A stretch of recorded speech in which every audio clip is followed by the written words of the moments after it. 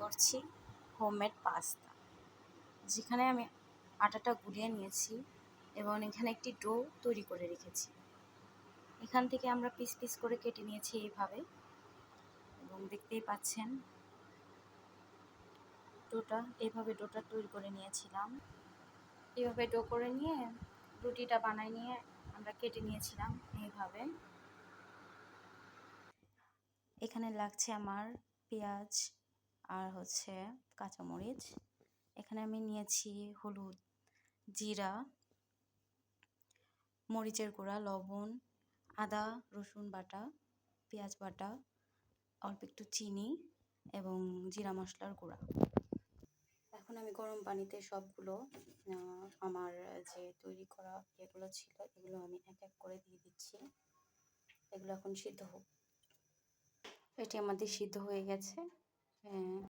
তেল দিয়ে তেলটা গরম করে নিয়ে মরিচ এবং পেঁয়াজ দিয়ে আমরা ভেজে নেব।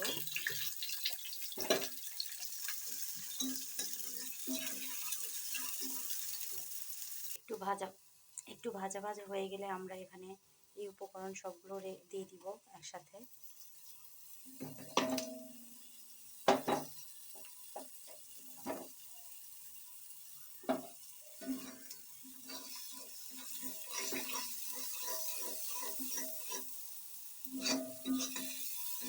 একটু ভেজে নিব।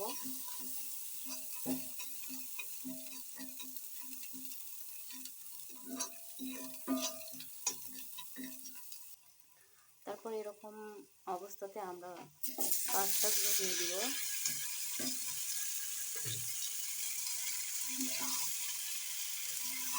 নাড়াচাড়া করতে হবে এভাবে।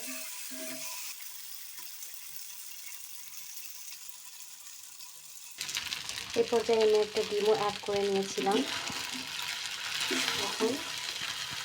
দেখুন তৈরি হয়ে গেছে আমাদের গরম গরম হোমমেড পাস্তা, যা আমরা আটা দিয়ে তৈরি করেছিলাম।